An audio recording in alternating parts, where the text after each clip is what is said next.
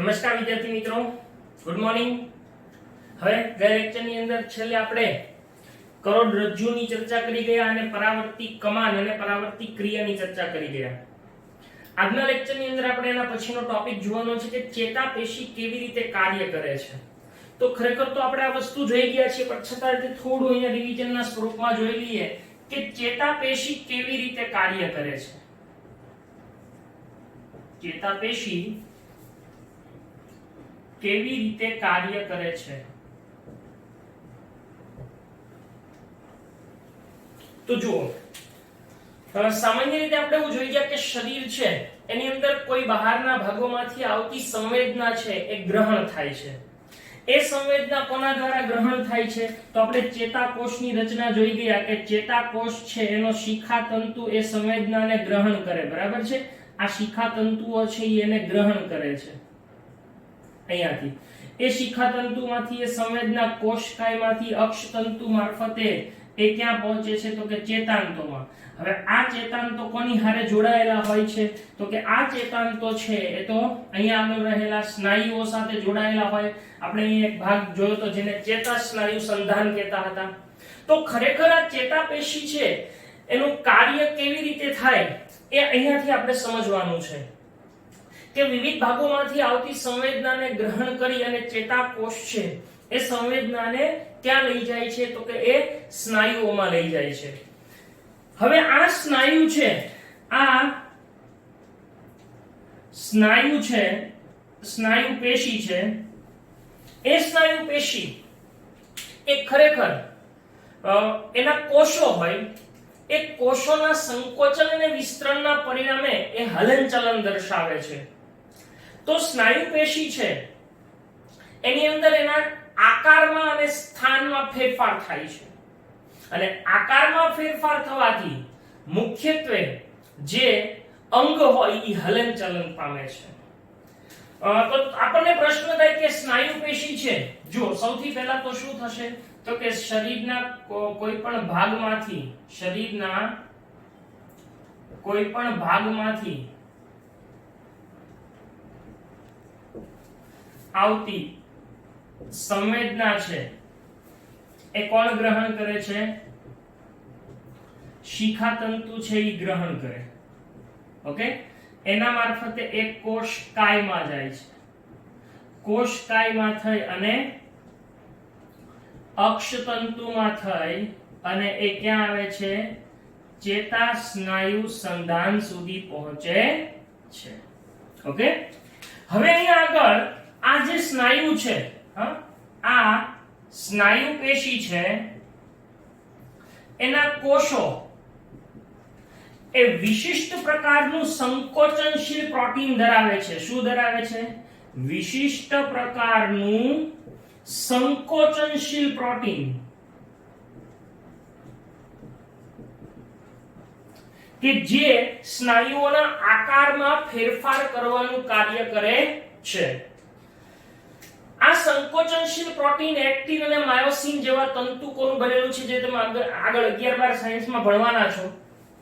તો આવા સંકોચનશીલ પ્રોટીનનો બનેલો આ જે કોષ છે એ વિશિષ્ટ પ્રકારના સંકોચનશીલ પ્રોટીન ધરાવે છે। એટલે જ્યારે આ ઉર્મિવેગ છે, બહારથી આવતો ઉર્મિવેગ આને મળે છે, ત્યારે આ જે રસાયણ હોય એની અંદર ચોક્કસ ફેરફાર થાય અને એના પરિણામે સ્નાયુઓનો આકાર બદલાય। એટલે સ્નાયુ છે એ નવો આકાર ધારણ કરે છે, અને નવો આકાર ધારણ કરે એટલે હલનચલન થતું જોવા મળે અથવા પ્રચલન થતું જોવા મળે છે। હલનચલન અથવા પ્રચલન, માની લો કે આમ અહીંયા હોય ને આમ કરીએ તો હલનચલન કહેવાય, પણ પગમાં વાગ્યું છે ને આપણે તરત જ આમ આગળ વ્યા જઈએ તો એ પ્રચલન કહેવાય। એટલે આ હલનચલન ને પ્રચલન જેવી ક્રિયાઓ છે એ આ પ્રોટીનને આધારી હોય છે, સંકોચનશીલ પ્રોટીનને। તો આ જે સંદેશો છે એ ત્યાં પહોંચે છે, ત્યારે આ સંકોચનશીલ પ્રોટીન કાર્ય કરી અને હલનચલન અથવા પ્રચલન કરે છે। સંકોચનશીલ પ્રોટીન હોય છે જે કોષોનો આકારમાં ફેરફાર કરે છે અને પરિણામે શું થાય છે? હલનચલન કે પ્રચલન જેવી ક્રિયાઓ થતી જોવા મળે છે. તો આમ ચેતાપેશી છે એ અંતે આવી રીતે હલનચલન કે પ્રચલન માટે જવાબદાર છે. આપણે એવું તો જોઈ ગયા હતા ને, કે ભાઈ અહીંયાથી સંવેદના આવી છે, એ સંવેદના એ મુખ્યત્વે ક્યાં જાય તો કે પહેલા તો એ બહારના ભાગમાંથી આવતી સંવેદના છે ઈ છે, એટલે ખરેખર તો આપણે આમ જોવું પડશે ને, આ કોષ છે ઈ પહેલા સંવેદના બહારથી આવી હોય એને મગજ તરફ લઈ જાય. અચ્છા, મગજ ત્યાંથી જવાબ મોકલે અને એ જવાબ અહીંયા આવે, એટલે કે આપણે એવું જોઈ ગયા કે અહીંયા ગરમ પદાર્થ છે તો ગરમ પદાર્થની સંવેદના અહીંયા જશે, ત્યાંથી મગજમાં ગઈ, ઈ કઈ ચેતા દ્વારા સંવેદી. હવે અહીંયાથી કઈ ચેતા આવે? પ્રેરક. આ પ્રેરક ચેતા છે ઈ કોને સંદેશો આપે, પ્રતિચાર મોકલે છે તો કે સ્નાયુઓને, અને એ સ્નાયુઓ એ આકારમાં ફેરફાર કરી અને અહીંયા હલનચલન કે પ્રચલન દર્શાવી અને આવી પરાવર્તી કે પ્રતિવર્તી ક્રિયાઓ દર્શાવતું હોય છે. તો આ રીતે ચેતાપેશી એ કાર્ય કરતી જોવા મળે. તમને કહું, આપણે આ પ્રકરણ છે એની અંદર જે બુક છે, ટેક્સ્ટ બુક છે, એની અંદર જે શબ્દો અને વર્ણન આપ્યું છે ને, એ બહુ આમ શબ્દ તમને કે એની વ્યાખ્યા કે વાક્ય રચનાઓ બહુ ઝડપથી સમજાય નહીં એવી છે, કન્ફ્યુઝ થઈ જાવ એવી છે. એટલે તમારે આવી રીતે શોર્ટ મેથડ ની અંદર એને યાદ રાખીને લખવાનું રહેશે. બરાબર. હવે પછીનો આપણો ટોપિક છે એ છે વનસ્પતિમાં સંકલન. તો હવે આપણો જોઈએ ટોપિક વનસ્પતિમાં સંકલન.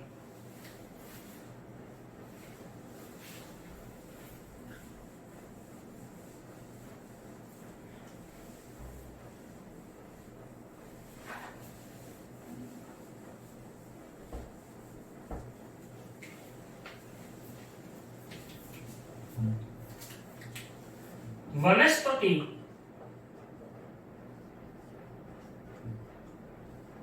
માં સંકલન.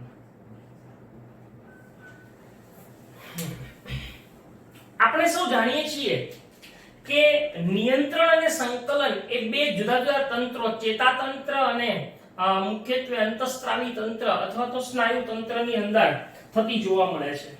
પરંતુ વનસ્પતિ એવા સજીવો છે કે જેનામાં ચેતાતંત્ર પણ નથી અને સ્નાયુઓ પણ નથી, સ્નાયુ તંત્ર પણ નથી. બરાબર. હા, આપણે ખબર મનુષ્યની અંદર તમે 9મા ધોરણમાં ભણી ગયા ઐચ્છિક અને અનૈચ્છિક સ્નાયુઓ જોવા મળે છે. બરાબર. હા, તમે કંકાલ સ્નાયુ, રેખિક સ્નાયુ અને અરેખિક સ્નાયુની વાત કરી ગયા હતા. તો એવા સ્નાયુ પેશી એ મનુષ્યની અંદર હોય, વનસ્પતિમાં જોવા મળતી નથી. એવી જ રીતે બીજું કે વનસ્પતિની અંદર મુખ્યત્વે અંતઃસ્ત્રાવી તંત્ર જ આવેલું હોય છે, એની અંદર ચેતાતંત્ર પણ હોતું નથી. તો આપણને પ્રશ્ન થાય, તો વનસ્પતિ કેવી રીતે પ્રતિચાર દર્શાવતી હશે, વનસ્પતિમાં રિસ્પોન્સ કેવી રીતે આવતો હશે? તો એ આપણે સમજવાનું છે. એક બહુ જાણીતું ઉદાહરણ છે, એક વનસ્પતિ જેનું નામ છે લજામણી. તમે આ શબ્દને અથવા તો આ વનસ્પતિને સારી રીતે ઓળખો છો. લજામણી નામની વનસ્પતિના છોડને સ્પર્શ કરીએ તો એના પર્ણો બીડાઈ જાય છે. તો એ એક પ્રકારનો પ્રતિચાર છે. તો એ કેવી રીતે આવે છે? તો બહુ સરસ મજાની વાત અહીંયા આપણે સમજવાની છે કે લજામણીના છોડને સ્પર્શ કરતા એ શા માટે એના પર્ણો બીડાઈ જાય છે. બરાબર. તો પહેલો જ આની સાથે સંકળાયેલો ટોપિક કે લજામણીના છોડને સ્પર્શ કરતા તેના પર્ણો બીડાઈ જાય છે. તો આનું આપણે કારણ આપવાનું છે.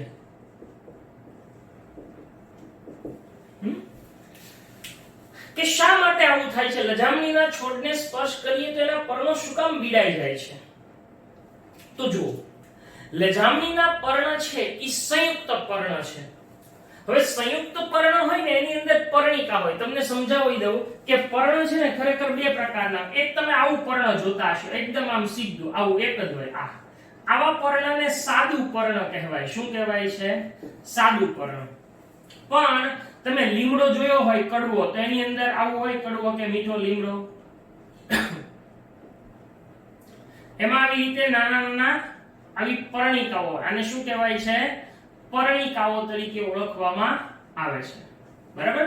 તો આવું પર્ણ હોય એને શું કહેવાય છે? સંયુક્ત પર્ણ તરીકે ઓળખવામાં આવે છે.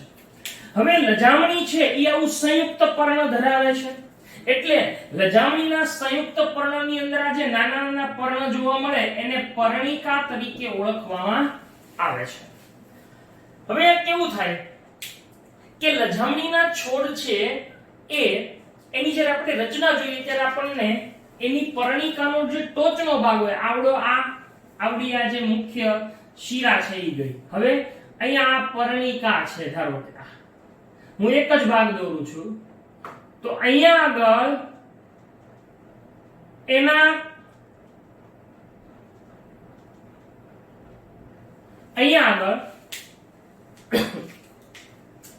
એક ટોચનો ભાગ ફૂલેલો હોય, ઉપસેલો હોય, જેને પીનાધાર કહે છે. શું કહે છે? પીનાધાર તરીકે ઓળખવામાં આવે છે. હવે જો આપણે એને હજી વધારે સ્પષ્ટ દોરીએ તો એ ખરેખર આમ છે, આ પીનાધાર છે, ફૂલેલો ગાદી જેવો ભાગ, બરાબર?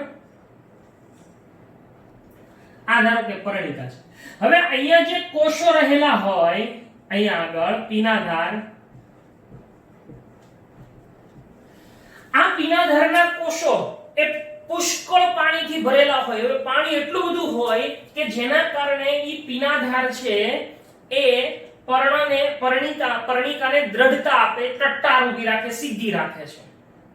એટલે પર્ણિકા સીધી હોય ત્યારે જ્યારે આ બધા જ કોષો પાણીથી પુષ્કળ ભરેલા હોય ત્યારે શું થાય છે તો કે ત્યારે એ પીનાધાર છે એ પર્ણિકાને દ્રઢતા આપે, એટલે પર્ણિકા એકદમ સીધી હોય એટલે પર્ણ ખુલ્લું હોય છે. હવે કેવું થાય જ્યારે આપણે સ્પર્શ કરીએ, સાંભળજો બરાબર, જ્યારે સ્પર્શ કરવામાં આવે છે ત્યારે સ્પર્શની સંવેદના છે એ વીજ સંકેત સ્વરૂપે પીનાધાર સુધી પહોંચે, અહીંયા આવે. હવે જેવી પીનાધાર સુધી સંવેદના પહોંચે એટલે પીનાધારના જે કોષો પાણીથી ભરેલા હોય એ પ્રતિચાર સ્વરૂપે પોતાના કોષોમાંથી પાણી ગુમાવી અને એ નજીકના બીજા ભાગોમાં પાણીને સ્થાનાંતરિત કરાવી દે. એટલે અહીંયાથી પાણી વયું જાય, આ જે બધા કોષો પાણીથી ભરેલા હોય એ બીજી કોઈ જગ્યાએ પાણી છે એ વયું જાય, વનસ્પતિના બીજા ભાગોમાં પાણી વયું જાય. હવે બીજા ભાગોમાં પાણી ગયું એટલે શું થયું તો કે આ વનસ્પતિ કોષો હોય ને એ હંમેશા પાણીના જથ્થાને આધારે એના સંકોચન અને વિસ્તૃત અથવા તેનો આકાર છે એ બદલતા હોય છે. હવે પાણી ગુમાવે એટલે એ કોષો સંકોચાય એટલે આ જે પીનાધાર દ્રઢતા ધરાવતી હોય, સીધી ટટ્ટાર રહી શકતી હોય, દ્રઢતા ગુમાવી અને શું થાય તો કે ઈ ઢળી પડે એટલે પર્ણ છે ઈ બીડાઈ જાય છે. આમ જ્યારે આપણે સ્પર્શ કરીએ છીએ ત્યારે પર્ણો બીડાઈ જવા પાછળનો જવાબદાર કોણ છે તો કે ત્યારે પીનાધારના કોષોમાંથી પાણી બીજા ભાગોમાં સ્થાનાંતરિત થવાથી પીનાધાર દ્રઢતા ગુમાવે અને દ્રઢતા ગુમાવે છે એટલે પર્ણ બીડાઈ જાય છે. હવે થોડાક સમય પછી આપણે સ્પર્શ કરી લીધા પછી આપણે હાથ લઈ લીધો એટલે આપણા સ્પર્શની સંવેદના ચોક્કસ સમય સુધી હોય ત્યાં સુધી પર્ણિકા બીડાયેલી રહે. હવે ધીમે ધીમે સંવેદના ઓછી થતી જાય એટલે બીજા ભાગોમાં જે ગયેલું પાણી હોય ઈ પાછું પાણી ક્યાં આવી જાય પીનાધારના કોષોમાં, એટલે ફરીથી આ કોષો ફૂલે એટલે પીનાધાર ફરીથી દ્રઢતા ધરાવે અને ઈ પાછી ટટ્ટાર થઈ જાય એટલે આમ ફરીથી પર્ણ છે ઈ ખુલ્લી જાય છે. એટલે આ પાછું ઈ પણ તમને સમજાવી દઉં ખાલી પર્ણ પાછું ખુલ્લી કેવી રીતે જાય. આવું લખવાનું નથી, આપણે તો હું જે અહીંયા લખીશ એટલું જ લખવાનું છે, પણ આપણને ખબર હોવી જોઈએ. તો અહીંયા આગળ લજામણીના છોડને સ્પર્શ કરતા તેના પર્ણો શું કામ બીડાઈ જાય છે એનું કારણ આપણે સમજ્યા. એ હવે એક મુદ્દાસર લખતા જઈએ કે લજામણીનું પર્ણ છે એ કેવું પર્ણ છે? સંયુક્ત પર્ણ છે. તેની પર્ણિકા નો ટોચનો ઉપસેલો ફૂલેલો ગાદી જેવો ભાગ શેની તરીકે ઓળખાય છે? પીનાધાર તરીકે ઓળખાય છે.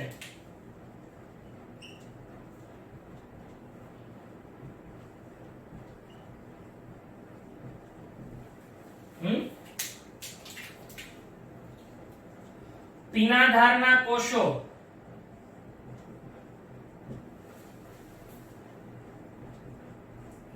પાણીથી ભરેલા હોય તે પર્ણિકાને શું આપે છે? દ્રઢતા પૂરી પાડે છે. તે પર્ણિકાને દ્રઢતા પૂરી પાડે છે. ઓકે, હવે જ્યારે પર્ણને સ્પર્શ કરવામાં આવે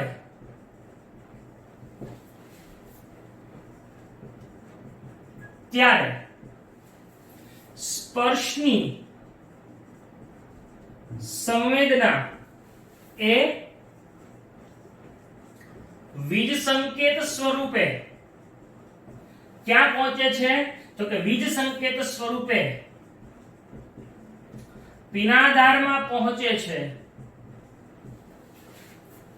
પરિણામે પ્રતિચારના ભાગ રૂપે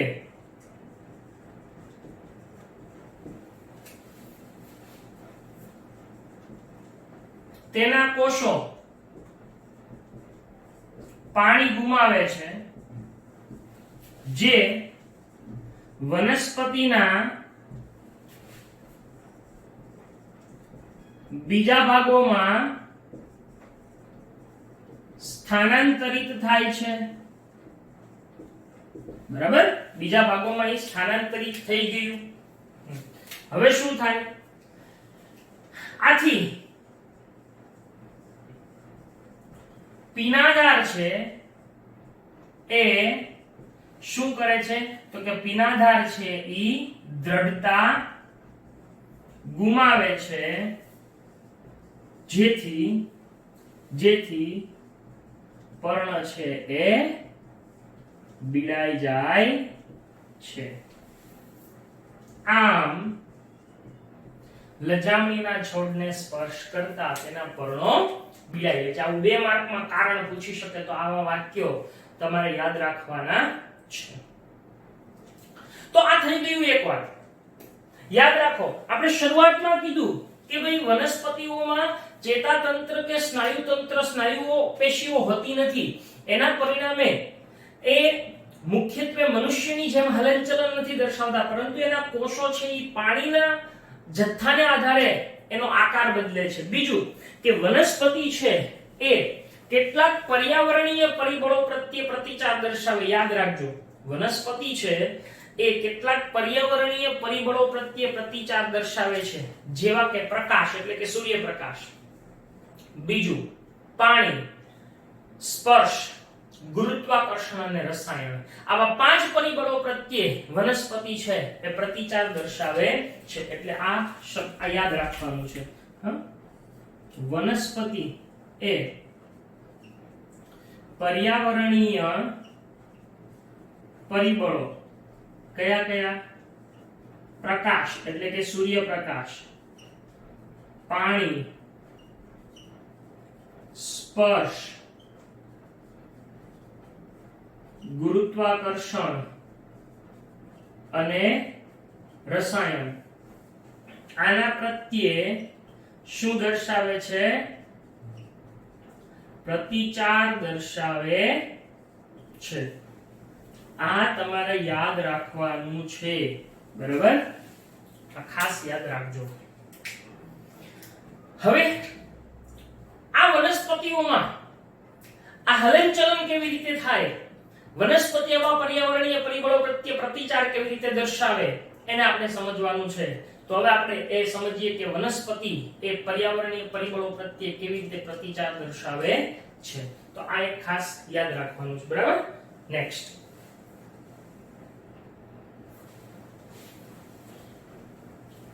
જો આની આકૃતિ તમારે નથી દોરવાની, માત્ર લખાણ જ લખવાનું છે. કારણ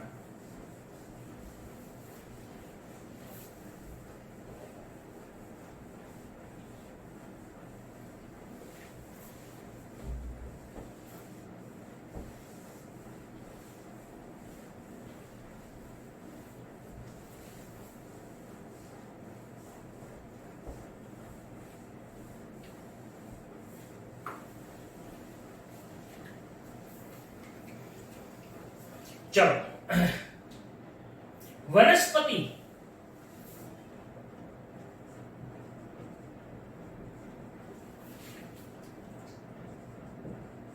કેવી રીતે પ્રતિચાર દર્શાવે છે?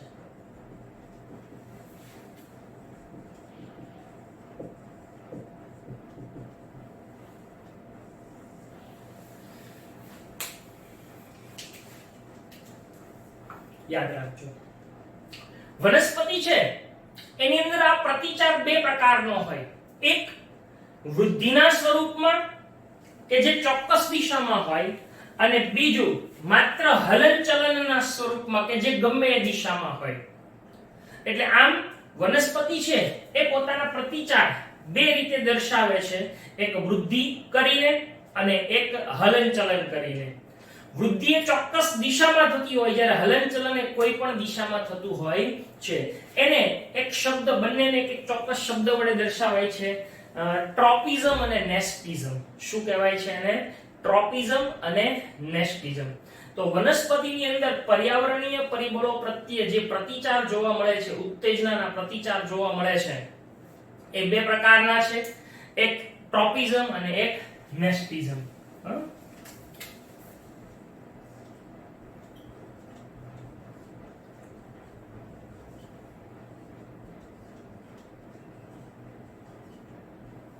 કયા કયા છે?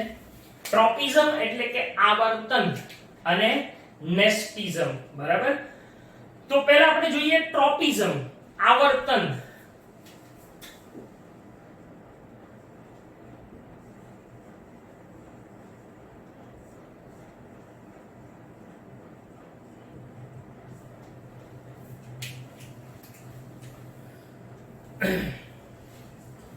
બાહ્ય પરિબળ જે આપણે જોઈએ અહીંયા પર્યાવરણીય પરિબળો, જ્યારે વનસ્પતિના અંગો એ બાહ્ય પરિબળોની દિશામાં વૃદ્ધિ પામે કે એની વિરુદ્ધ દિશામાં વૃદ્ધિ પામે, ત્યારે એવા પ્રકારના જે પ્રતિચાર છે એને શું કહે છે? ટ્રોપિઝમ અથવા તો આવર્તન કહે છે.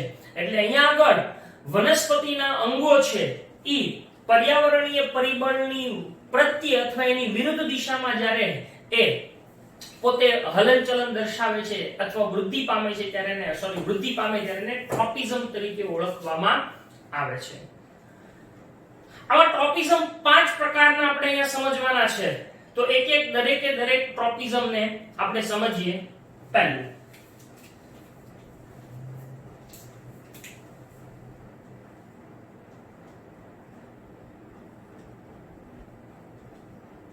પ્રકાશાનુવર્તન, ફોટોટ્રોપિઝમ. હા, પ્રકાશ એટલે ફોટો, એના ઉપરથી ફોટોટ્રોપિઝમ આપણે જોવાનું છે. તો પ્રકાશાનુવર્તન એટલે શું? બહુ સરસ મજાની વાત છે કે વનસ્પતિ છે એ સૂર્યપ્રકાશની દિશામાં વૃદ્ધિ પામે. હંમેશા વનસ્પતિ છે એનું પ્રકાંડ, એના પર્ણો કે પુષ્પો કે અન્ય ભાગોને હંમેશા એ સૂર્યપ્રકાશની દિશામાં જ વૃદ્ધિ પામે છે. તો એ પ્રકારના આવર્તનને પ્રકાશાનુવર્તન તરીકે ઓળખવામાં આવે છે. એટલે વનસ્પતિના નું પ્રકાંડ તેના પર્ણ અને પુષ્પોને, વનસ્પતિનું પ્રકાંડ તેના પર્ણો અને પુષ્પોને સૂર્યપ્રકાશની દિશામાં અથવા સૂર્યપ્રકાશની દિશા તરફ વાળે છે. આ પ્રકારના આવર્તનને શું કહે છે? પ્રકાશાનુવર્તન કહે છે. હવે તમે જાણો છો, એક સરસ ઉદાહરણ આપણે લઈએ. જુઓ કે અહીંયા આગળ આપણે બે કુંડા લઈએ. બરાબર છે? આવી રીતે.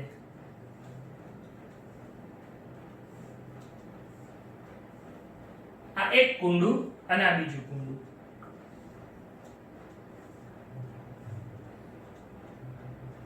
બરાબર?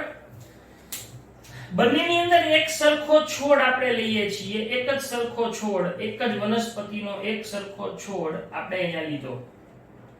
ઓકે,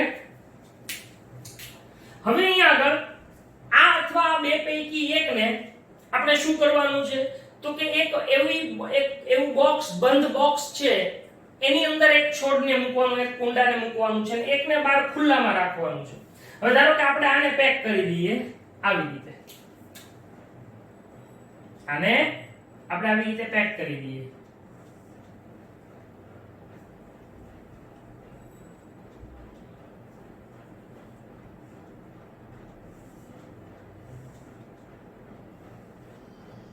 અહીંયા આગળ આપણે બારી રાખીએ,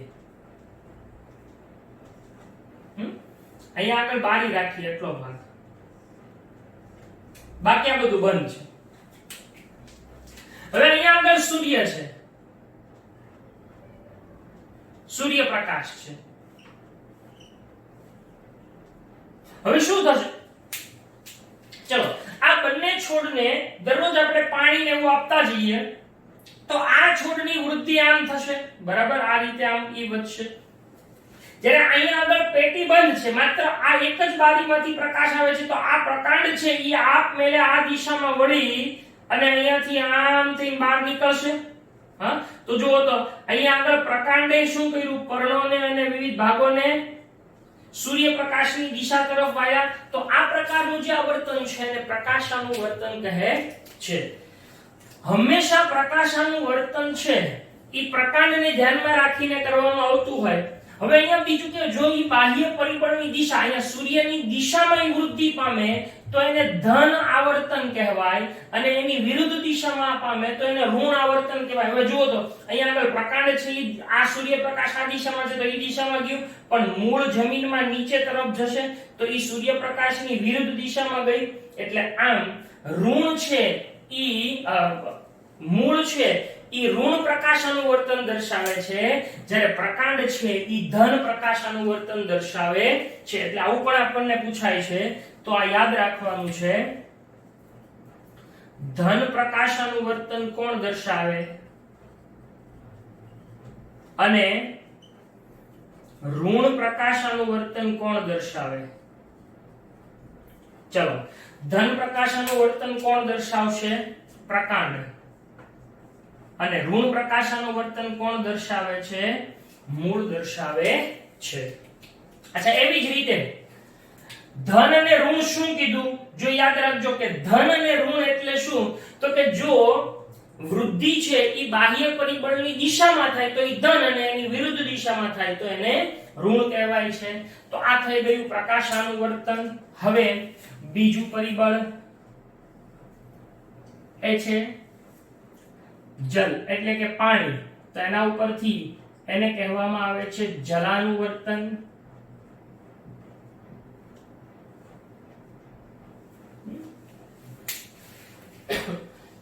અથવા ભૂઆવર્તન. સ્વાભાવિક છે કે વનસ્પતિના મૂળ હોય એ હંમેશા જમીનમાં સ્થાપન અને શોષણ માટે, કારણ કે મૂળનું મુખ્ય કાર્ય જમીનમાં સ્થાપન અને શોષણનું છે, તો વનસ્પતિના મૂળ જમીનમાં શોષણ અને સ્થાપનના કાર્ય માટે પાણીની દિશામાં વૃદ્ધિ પામે છે. એને શું કહેવાય છે, જલાનુવર્તન તરીકે ઓળખવામાં આવે છે. જો લઈએ આપણે ઉદાહરણ લઈએ. ધારો કે આવી એક પેટી આપણે લીધી કાચની,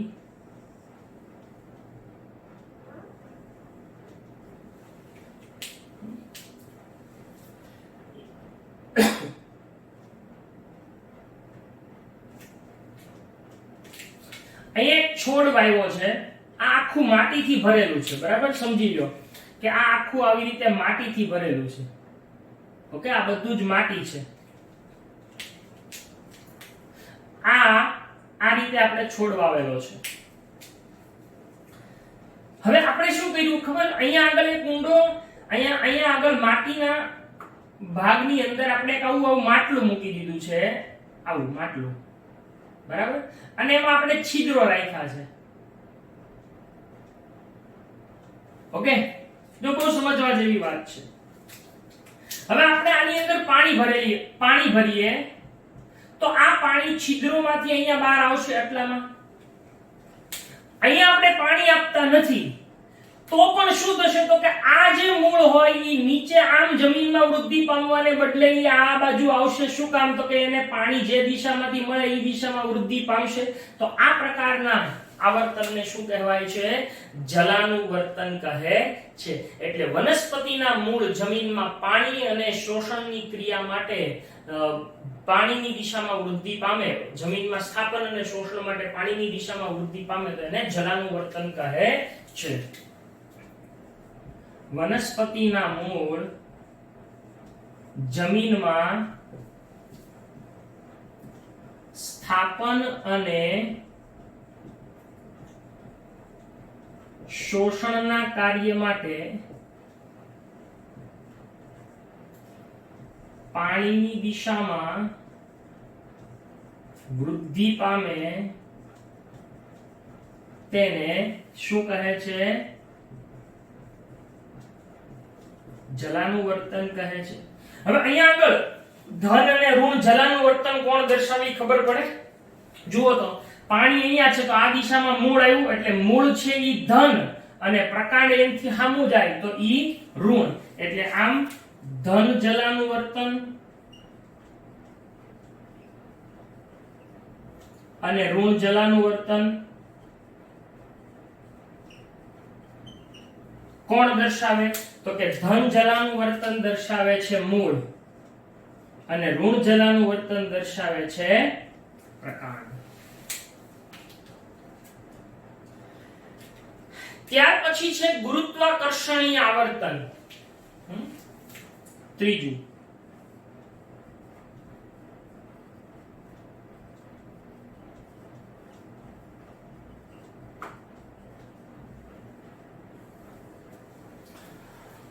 વનસ્પતિ છે એના મૂળ હંમેશા ગુરુત્વાકર્ષણની દિશામાં નીચે તરફ વૃદ્ધિ પામે છે.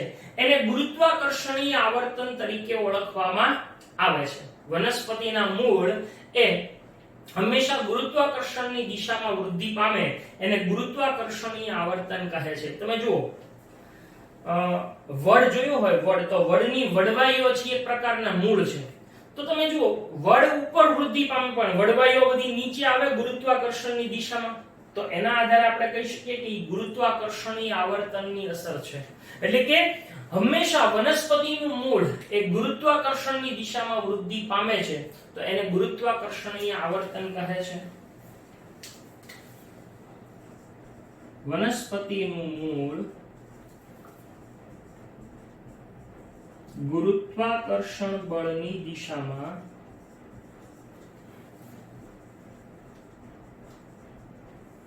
વૃદ્ધિ પામે છે તેને શું કહે છે?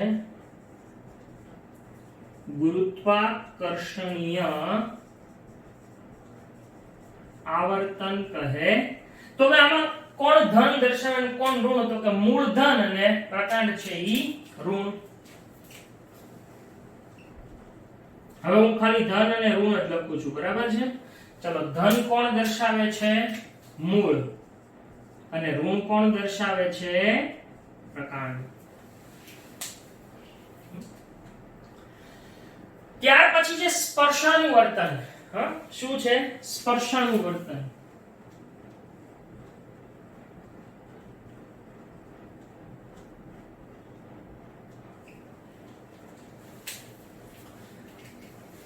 કેટલીક વનસ્પતિના સૂત્રાંગો છે એ સ્પર્શની દિશામાં વૃદ્ધિ પામે તો એને સ્પર્શાનુવર્તન તરીકે ઓળખવામાં આવે. સૂત્રાંગો ખાસ કરીને વટાણાના છોડની અંદર એકદમ શું હોય સ્માઇલેક્સમાં એમાં આવા સૂત્રાંગો હોય કે જે બીજા પ્રકારની દિશામાં સ્પર્શ થાય એટલે એની દિશામાં વૃદ્ધિ પામે આધાર માટે એને જકડી રાખવા તો એને સ્પર્શાનુવર્તન તરીકે ઓળખવામાં આવે છે.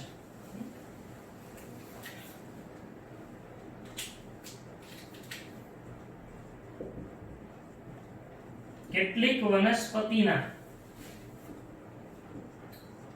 સૂત્રાંગો શું કરે છે? સ્પર્શની દિશામાં વૃદ્ધિ પામે તેને સ્પર્શાનુવર્તન કહે છે.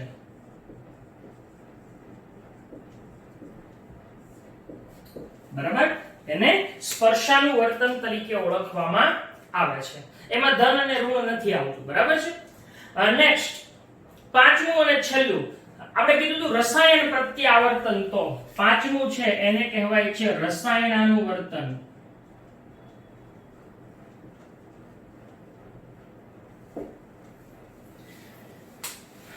તમે અગાઉના ધોરણોની અંદર પુષ્પની રચના ભણી ગયા છો. પુષ્પની અંદર સ્ત્રી કેસર ચક્ર અને પુકેસર ચક્ર એવા બધા અંગો હોય. હવે અહીંયા સ્ત્રી કેસર છે એનો આપણે અહીંયા એક ભાગ દોરીએ છીએ. સ્ત્રી કેસર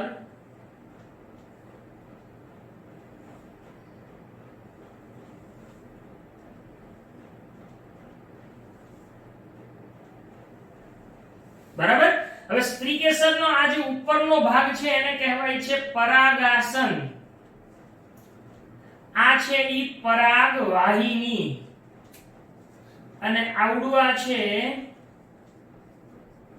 એને કહેવાય છે બીજાશય. હવે બીજાશયની અંદર અહીંયા આગળ અંડક આવેલો હોય. શું આવેલું હોય અહીંયા? અંડક, અથવા એને બીજાંડ પણ કહેવાય. હવે બહુ મજાની વાત છે, તમે એક શબ્દ સાંભળ્યો છે પરાગનયન. અચ્છા, પરાગનયન એટલે શું? તો કે પુકેસરની પરાગરજ સ્ત્રી કેસરના પરાગાસન ઉપર સ્થાનાંતરિત થાય એને પરાગનયન કહેવાય છે. તો અહીંયા આગળ ધારો કે પરાગરજ આવી, અહીંયા આગળ પરાગરજ આવી, બરાબર, પરાગનયન થઈને ઈ પરાગરજનું અંકુરણ થાય. પરાગરજનું ઈ આખું કેવી રીતે થાય આપણે 12 સાયન્સમાં આવે. એ પરાગરજનું અંકુરણ થાય અને ઈ પરાગ નલિકા, એમાંથી પરાગ નલિકા વિકસે. કેવી રીતે? જુઓ, આ પરાગરજ હોય આ, તો એનું અંકુરણ થાય એટલે અહીંયાથી આવી રીતે એક નળી વિકસે જેને પરાગ નલિકા કહેવાય. આવી રીતે આ, અને એ પરાગ નલિકાની અંડક તરફ, અહીંયા અંડક જુઓ, અંડક નીચે છે, આ પરાગ નલિકા ઉપર ન જાય, નીચે જ આવે. શું કામ? તો કે ચોક્કસ પ્રકારના રસાયણોની અસર હેઠળ એવું થાય. એટલે પરાગ નલિકા આમાંથી વિકસે અને ઈ અંડક તરફ આવે, આમ નીચે, આમ. આ પરાગ નલિકા લાલ કલરની છે ઈ શું છે? પરાગ નલિકા. હવે યાદ રાખજો, પરાગ વાહિની ઈ સ્ત્રી કેસરનો ભાગ છે, પરાગ નલિકા ઈ પરાગરજમાંથી ઉત્પન્ન થાય છે. તો પરાગ નલિકાની અંડક તરફ જે વૃદ્ધિ થાય એને રસાયણાનુવર્તન તરીકે ઓળખવામાં આવે છે. એટલે રસાયણાનુવર્તન કોને કહેવાય? તો કે પરાગ નલિકાની અંડક તરફ થતી વૃદ્ધિને શું કહે છે? રસાયણાનુવર્તન કહે છે. બરાબર. તો આવી રીતે 5 પ્રકારના ટ્રોપિઝમ આવર્તન આપણે જોયા, જેમાં વૃદ્ધિ થાય. મુખ્યત્વે શું થાય છે? આ બધાની અંદર વૃદ્ધિ, અને એ ચોક્કસ દિશામાં થાય, બાહ્ય પરિબળની દિશામાં અથવા એની વિરુદ્ધ દિશામાં થતી હોય છે. તો અહીંયા આગળ આપણે ટ્રોપિઝમની વાત પૂરી કરી. પ્રતિચારમાં આપણે નેસ્ટિઝમની અંદર એક પ્રકાર તો ભણી ગયા, સ્પર્શાનું ચલન. એને ચલન કહેવાય. હમણાં લજામણીના છોડની વાત કરી ગયા, સ્પર્શાનું ચલન છે. એવી જ રીતે બીજી 2 વાત આપણે સમજવાની છે.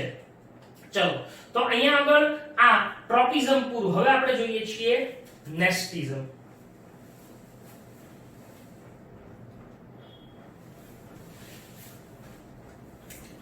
નેસ્ટિઝમ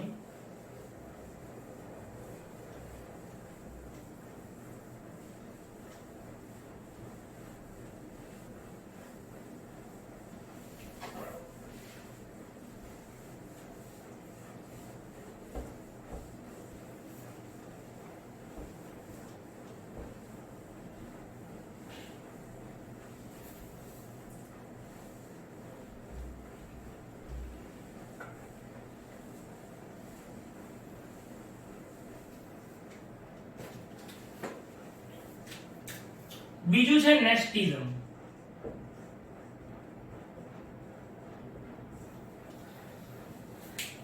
અહીંયા આગળ બાહ્ય પરિબળની હાજરી અને તીવ્રતા જ જરૂરી છે, ચોક્કસ દિશા જરૂરી નથી.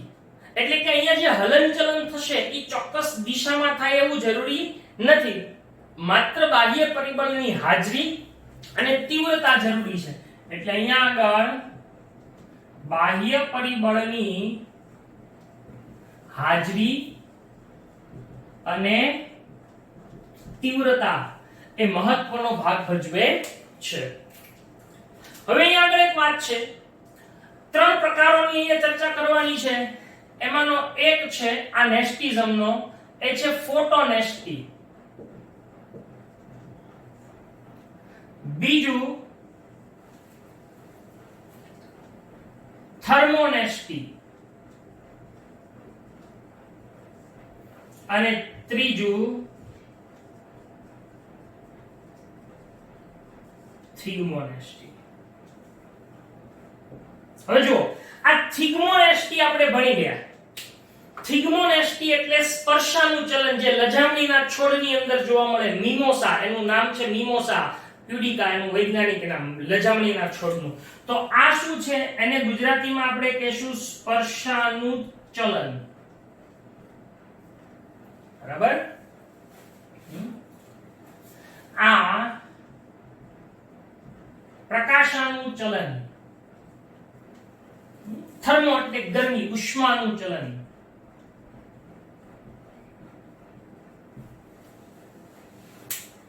નેસ્ટિઝમ એટલે ચલન, હલનચલન. હવે અહીંયા આપણે આ થિગ્મોનેસ્ટી તો ભણી ગયા. થિગ્મોનેસ્ટી કોની અંદર જોવા મળે છે? તો કે લજામણીના છોડમાં જોવા મળે છે. બરાબર છે? લજામણીનું વૈજ્ઞાનિક નામ શું છે? મિમોસા પ્યુડિકા. બરાબર? હવે ફોટોનેસ્ટી અને થર્મોનેસ્ટી શું છે? ફોટોનેસ્ટી પ્રકાશાનું ચલન. પ્રકાશ, સૂર્યમુખીનું પુષ્પ છે એ પ્રકાશની દિશા તરફ વળે છે. સૂર્યમુખીનું પુષ્પ પ્રકાશની દિશા તરફ વળે છે તો એ શું દર્શાવે છે? ફોટોનેસ્ટી. બરાબર? તો ઈ ફોટોનેસ્ટીનું ઉદાહરણ છે. કમળ છે એ સૂર્યપ્રકાશની હાજરીમાં જ ખીલે છે તો એ ફોટોનેસ્ટી છે, કારણ કે એની તીવ્રતા અને હાજરી જરૂરી છે. થર્મોનેસ્ટી ગરમી. કેટલીક વનસ્પતિના પુષ્પો ઊંચા તાપમાને ગરમી હોય તો જ ખીલે, નહીતર ના ખીલે. જેમ કે ટ્યુલિપ અને ક્રોક્સ. આ તમારે યાદ જ રાખવાનું. આવું જો આ બધી વસ્તુઓ અમુક આપણને નથી આપેલી, આ રેફરન્સ માટે હું આપું છું. તો ફોટોનેસ્ટી કોની અંદર જોવા મળે છે? સૂર્યમુખી અને કમળ.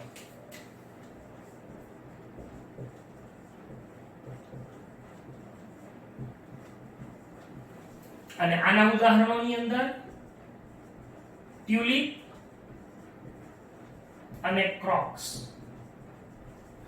અચ્છા, આનો આપણે કોન્સેપ્ટ શું છે? તો કે ફોટોનેસ્ટી એટલે કેટલીક વનસ્પતિ ના પુષ્પો